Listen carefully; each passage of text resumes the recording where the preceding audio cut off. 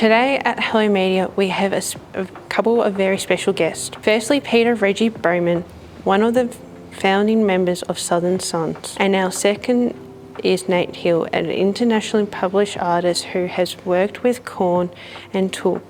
We and me, especially, we're excited to have the gents here with us today. For me, music would be in a very good mood. What kind of music could we find on your Spotify playlist? It's a tough question. I have a lot of playlists, but for the minute, I listen to a lot of Sleep Token, Lizzie McAlpine, Biffy Clyro. I actually listen to a bit of Justin Bieber as well. I really like the new record.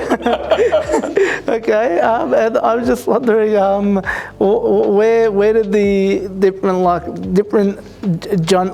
genres from Bieber to the other people come from? Oh, well, I think it's more about the melodies and the stories that I'm attracted to. Because I'm an engineer and a producer, the sounds, I know what the sounds are. Mm-hmm. But if someone's got a really good story to tell, and the melody is really engaging, that's all I care about. Who would you invite to dinner and why? This might surprise you since we're here to talk about music, but I would actually invite Steph Curry, who is a famous basketball player. Mm-hmm. So I like basketball as well. Oh, and the why, I would just love to talk to him about how amazing he is at his sport. What would you cook for him? I make a pretty mean lasagna, yeah. So I think I'd make some lasagna. And then as far as dessert goes, I'm a sucker for chocolate cake. Who named the band Southern Sons? Okay, it's a very long time ago, so my memory's a little bit foggy. The whole band arrived at, it was going to be something Sons, or we couldn't determine what it was, and one of our managers actually came up with Southern Sons, and he actually went out and got some artwork done, which is the same artwork we have today, and presented that to the band, and we all just went, yep, that's perfect. And what was your highlight being with Southern Sons and working with Jack Jones? I think one of the biggest shows we ever did, we played at Fed Square, and I think there was 200,000 or 240,000 people at Fed Square with John Farnham, and we opened the show, and just looking out and seeing nothing but a sea of people was pretty spectacular. On the night, what was your favourite part of being with John Farnham support group? I think it was actually being side stage and watching the antics, like the fun they used to have on stage, and they used to joke and muck around. The stuff that no one really ever saw was the funniest and the most exciting stuff to see. Tell us about working artists, about Korn.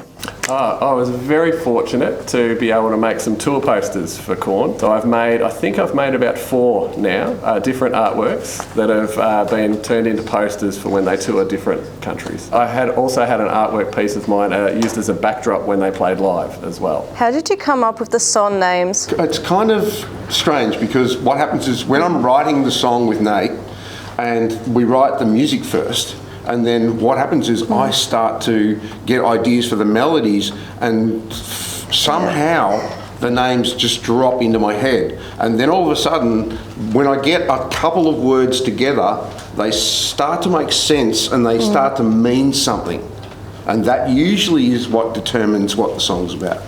Do you get inspiration from nature, or where do you get inspiration from? I get inspiration from a bunch of different places. I get inspiration a lot from people's stories, the things that people tell me and their experiences, because they're passionate about them. And that really makes me think, really makes me think about what it'd be like to be that person in that situation. Tell about your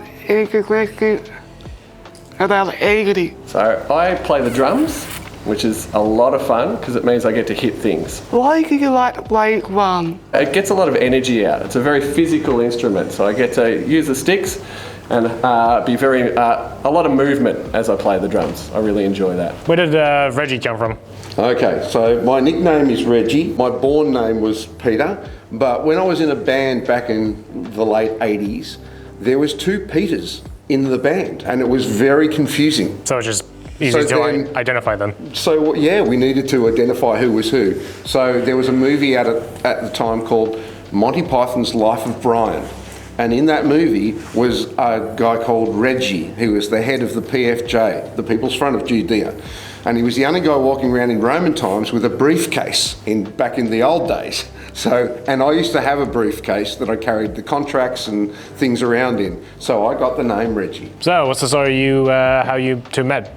Well, I met Reggie a very long time ago. I went to his studio with the very first band that I ever played in, and we recorded there. So I didn't know him at the time, but we got to know each other through me recording music at his studio, and then we became friends. What are your favourite Disney movies? I'm a really, really big fan of the new look Disney, and I love The Mandalorian. I've watched the whole thing. I just love the story. Yep. And the adventure and how it ties into the original Star Wars. Oh, my friends like Star Wars because my friend Jess likes Star Wars, really cool. I love Disney music. Yeah, so good. What are your favourite? Would be The Lion King. What is the story behind Preciousness? I've known Reggie for a long time, and we've recorded music together in different projects a lot. But I had an idea to do an art and music project.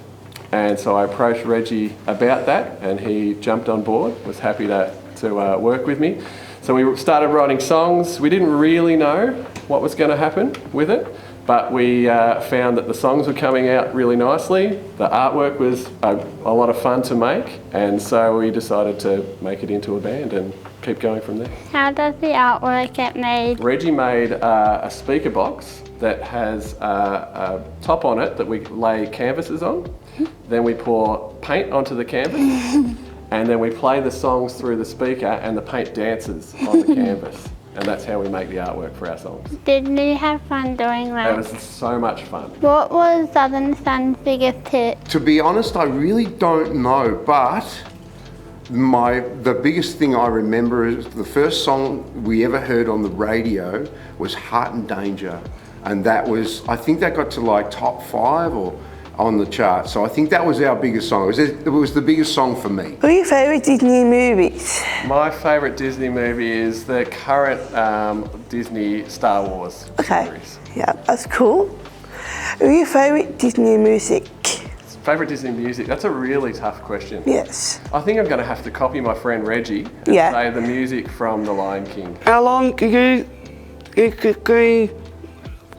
play on band? I started late. I actually started playing guitar when I was around about 17. I didn't learn it at school or do anything like that. I used to play piano, and then I started to learn guitar, and then I went and got some lessons, and the lessons didn't really work. So I started just mucking around myself, making stuff up. And that's how I became a songwriter, because I wasn't using normal chords or playing in a way that was normal. So I just started writing my own songs. Do you get really excited before your shows every time? Absolutely. Love playing drums, love playing music. It's always exciting, every time.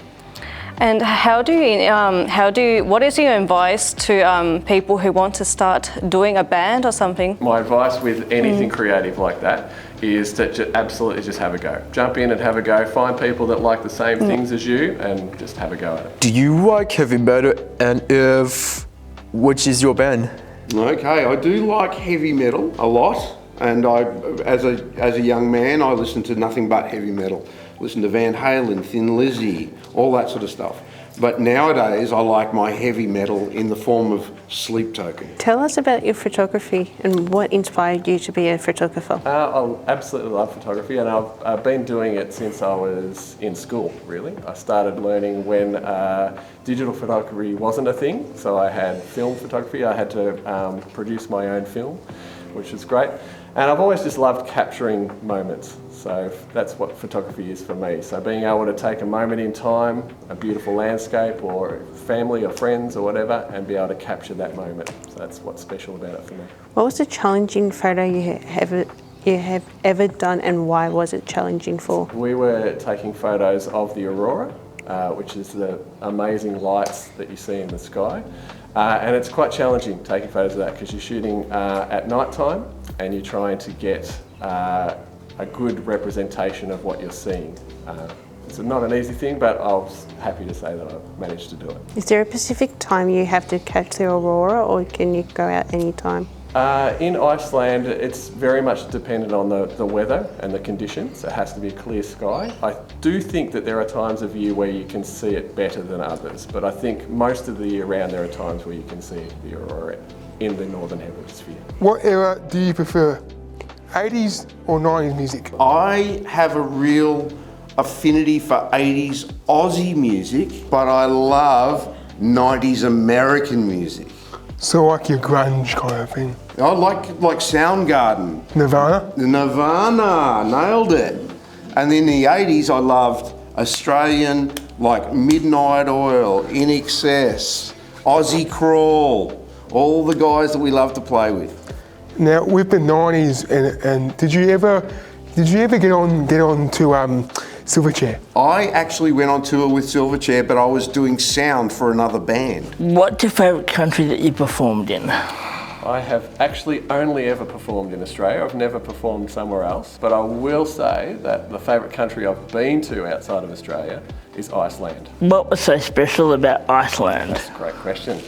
It's almost like another planet. So I went there to take photos of the landscape and it was spectacular. What inspired you to create rock music? I think it was more a sense of trying to express myself through something. I didn't really like doing sports and stuff, but at the same time I had a lot of energy and I really wanted to have a voice and tell people how I felt.